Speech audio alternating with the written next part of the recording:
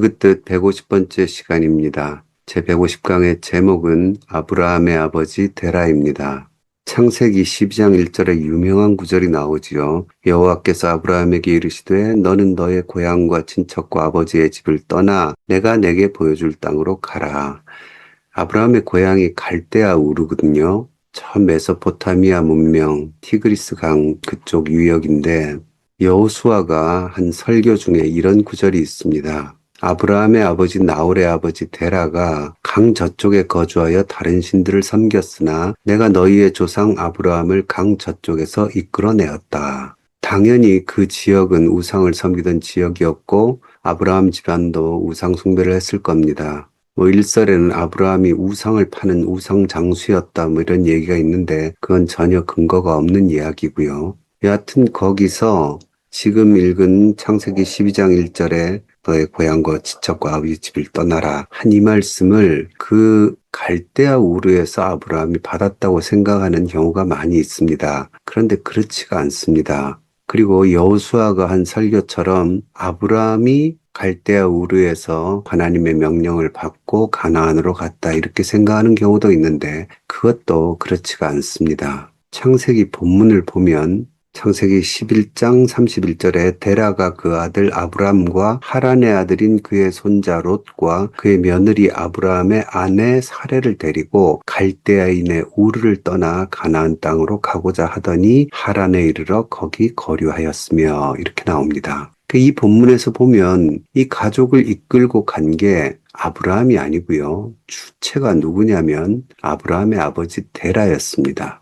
그래서 데라가 주어가 데라죠. 그 아들 아브라함과 하고 그 나머지 식구들을 다 데리고 그다음에 목적지도 분명히 나옵니다. 가나안 땅으로 가고자 하였다. 누가 데라가 그랬다는 거죠. 그래서 이 말씀을 보면 하나님이 처음에 아브라함을 부른 게 아니라 아브라함의 아버지 데라를 먼저 부르신 게 아닌가 하는 생각을 가지게 됩니다. 실제로 성경 본문이 그렇게 말하고 있고요. 갈대아 우르에서 지금 하란까지 와서 거류하였다 그랬잖아요.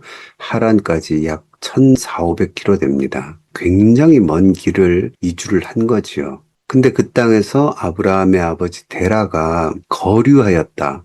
정착을 했다는 얘기예요. 자기 목표를 알고 있지 않습니까? 가나안으로 가라는 명령을 가지고 가나안으로 가려고 하더니 이렇게 나오잖아요. 그런데 가나안으로 가지 않고 거기에 머물러 버린 겁니다. 그러니까 하나님께서 데라의 아들인 아브라함을 다시 부르신 게 여호와께서 아브라함에게 이르시되 너는 고향과 친척과 아비와 본토를 떠나라. 그렇게 말씀하신 거죠. 그러니까 이 명령은 갈대아 우르에서 받은 명령이 아니고 하란에서 받은 명령입니다. 그러니까 지금 여기 의미심장한 게 너의 고향과 아버지의 집을 떠나라 그렇게 말씀하셨잖아요. 지금 이미 하란이 아브라함의 고향이 되어 있는 상태입니다. 거기에 완전히 짐을 풀고 고향처럼 살았다는 얘기가 성경 말씀에 들어있는 거죠. 그렇게 보면 데라가 하나님께 가나안으로 가라는 명령을 받았을 확률이 아주 높아집니다. 아버지의 집을 떠나라. 그거는 너가 아버지 못 쓰겠다. 내가 시킨 대로 안 하는구나. 네가 이제 장자인 아브라함 네가 아버지 집을 떠나라.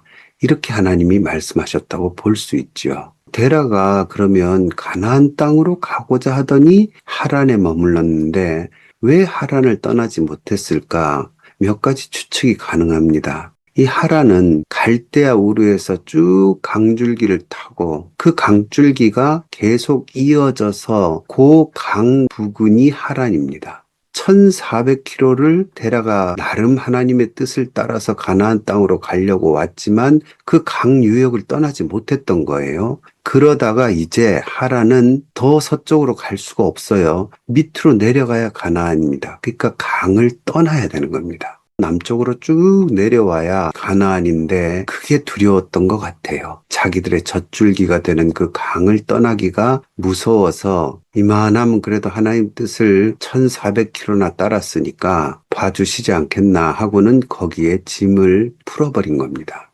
거기 완전히 거류했다는 증거가 뭐냐면 아브라함이 다시 하란에서 명령을 받고 단독적으로 가나안을 향해서 내려갈 때에 이런 구절이 나와요. 12장 5절에 아브라함이 그의 아내 사레와 조카 롯과 하란에서 모은 모든 소유와 얻은 사람을 데리고 갔다. 이렇게 나옵니다. 그러니까 아브라함도 당연히 그때는 주체가 데라였으니까요. 아버지 따라서 여기까지 왔는데 아버지가 여기에 머무니까 자기도 여기에 머물러 버린 겁니다. 그러니까 거기서 장사도 하고 사업도 하니까 거기서 얻은 재물과 사람들이 생겼던 거죠. 그래서 하나님께서는 네 고향처럼 된 그 하란, 고향을 떠나라. 그렇게 말씀하셨던 거고, 당연히 데라에게도 그곳이 고향처럼 되었으니까 아버지 집도 떠나라. 이렇게 표현을 해 주신 거죠. 데라가 하란을 떠나지 못한 또 한 가지 이유를 추측할 수 있는데 이건 제 상상이지만 데라한테 세 아들이 있었거든요. 아브라함과 나홀과 하란이란 아들이 갈대아 우르에서 있었습니다. 그런데 성경을 보면 하란은 그 아비 데라보다 먼저 고향 갈대아인의 우르에서 죽었더라 이렇게 나옵니다. 아들이 죽었으니까 아버지 마음이 어떻겠습니까? 그런데 와보니까 하란이라는 동네가 있어요. 그래서 하란에 짐을 풀었고 여기를 떠나서 강을 떠나서 가나안까지 가야 되는데 하란에 사니까 죽은 아들 하란 생각도 많이 나고 떠나면 이제 완전히 아들 곁을 떠나는 것 같아서 아마 거기에 머무른 게 아닌가. 그래서 아들 하란 생각하면서 그냥 하란에서 살자. 그러지 않았을까. 이건 저의 그냥 추측입니다. 여하튼 그렇게 아브라함의 아버지 데라가 완전히 하란에 정착해 버렸기 때문에 하나님께서 그의 아들 아브라함에게 이 유명한 고향과 친척과 아버지 집을 떠나라는 명령을 주신 거죠. 그래서 아브라함은 이 명령에 처음에는 아버지를 따라서 하란까지 왔잖아요. 그런데 이번에는 창세기 12장 4절에 이에 아브라함이 여호와의 말씀을 따라갔다. 이렇게 나오죠. 그리고는 5절에 보면 가나안 땅으로 가려고 떠나서 마침내 가나안 땅에 들어갔더라. 이렇게 나옵니다. 저는 이게 참 의미심장하다고 봅니다. 우리 예수 믿는 사람들은 다 하나님의 명령하에 있거든요. 하나님께 받은 명령대로 살려고 우리가 애를 쓰잖아요. 그런데 정말 하나님을 믿는 성도는 당연히 순종하려는 시도는 있습니다. 그런데 마침내가 없는 경우가 많습니다. 데라가 1400km나 하나님께 순종하는 척 했지만 사실상 이루지 못한 목표지요. 여러 가지 핑곗거리가 있고, 아이고, 우리 아들 이름하고 똑같네. 이 강을 떠나면 완전히 어떤 세상인지 모르는데 두렵다. 그 두려움도 있고, 하나님의 명령을 지키는 척 했지만 끝까지 지키지 못한 그런 데라에 비해서 여기 아브라함이 보여준 마침내지요. 가나안 땅으로 가려고 떠나서 마침내 가나안 땅에 들어갔더라. 여기서 우리는 믿는 사람들이 하나님 앞에서 어떻게 살아야 되는지를 명확하게 볼 수 있는 것 같아요. 지금 얼마나 많은 믿는 자들이 있습니까? 그 중에 이 마침내를 이루는 사람을 찾으시는 것 같습니다. 그 명령에 마침내 순종하고 가나안 땅으로 가라 그러면 가나안 땅까지 가는 사람, 이걸 해라 그러면 기어이 순종하는 사람, 노아도 그렇게 나오거든요. 하나님이 명령하신 것을 다 준행하였다. 그렇게 나오거든요. 그렇게 따지면 우리가 얼마나 하는 척, 해보려는 척, 근데 끝내 하지는 못했어요. 얼마나 이런 일들이 하나님 앞에 많은가. 제가 많이 반성을 했습니다. 제가 사실 엊그제 그것드 3 원고를 드디어 완성해서 비전북 편집팀에다가 넘겼습니다. 주어진 여건 속에서 이걸 쓰기가 참 힘들어서 꽤 많은 분량의 원고를 써야 되는데 이 글 쓰는 사람들은 글 과목이라 그러거든요. 어쨌든 써야 글이 나오는 거거든요. 근데 그 일을 마치고 마침내 출판사에 넘겨서 참 다행이라고 생각합니다. 그러면서 이 말씀 보면서 우리가 하나님의 뜻에 해야 될 사명에 마침내 순종하는 것, 그렇게 해야 뭔가 결과물이 나온다. 하나님의 칭찬이 나오지 않겠나 그런 생각을 해봤습니다. 창세기 본문상으로 분명히 아브라함보다 먼저 갈대아 우르에서 가나안 땅으로 가라고 명령을 받은 것 같은 이 데라가 끝내 그 일을 하지 못하고 하란에 머물렀고 그 기회와 축복이 아브라함에게 넘어간 걸 우리가 볼 수 있습니다.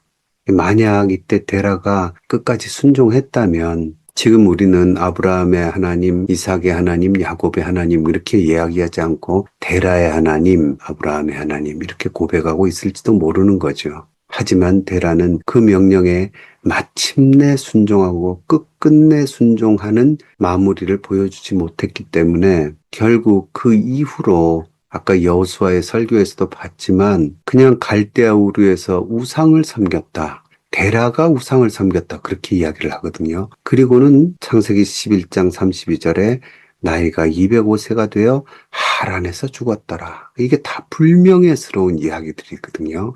그리고 그 이후로 역대기에 잠깐 그 족보 나올 때 이름 한번 나오고 완전히 사라져버립니다. 성경에서. 하지만 아버지와 고향 땅이 되어버린 하란을 과감하게 버리고 가나안 땅으로 들어갔던 아브라함이 성경의 주인공이 되죠. 아브라함은 끝끝내 여호와의 말씀을 따라 마침내 가나안 땅에 들어갔더라. 참 의미가 깊은 말씀입니다. 마지막으로 하나 더 짚어볼 거는요. 이 아브라함과 데라 이야기가 스데반의 설교에 한 번 더 나옵니다. 스데반 선생님이 뭐라 그러시냐면 아브라함이 갈대아 사람의 땅을 떠나 하란에 거하다가 그의 아버지가 죽음에 하나님이 그를 거기서 너희 지금 사는 이 땅으로 옮기셨느니라. 지금 돌을 든 사람 앞에서 마지막으로 행한 설교거든요. 근데 이 설교에는 약간 오류가 있습니다. 왜냐하면 아버지와 아브라함이 하란까지 갔다. 그런데 아버지가 죽음에 가나안 땅으로 갔다. 이렇게 지금 스데반 선생님이 설교를 하셨는데 사실 나이를 따져보면 그렇지가 않아요. 창세기 10장 26절에 보면 데라가 70세에 아브라함을 낳았다 이렇게 나오거든요. 그런데 다시 아브라함이 하란을 떠날 때가 75세였다고 나옵니다. 그러니까 아브라함이 하란을 떠날 때의 데라의 나이는 145세였어요. 근데 데라가 언제 죽었냐면 205세에 죽었다고 나오거든요.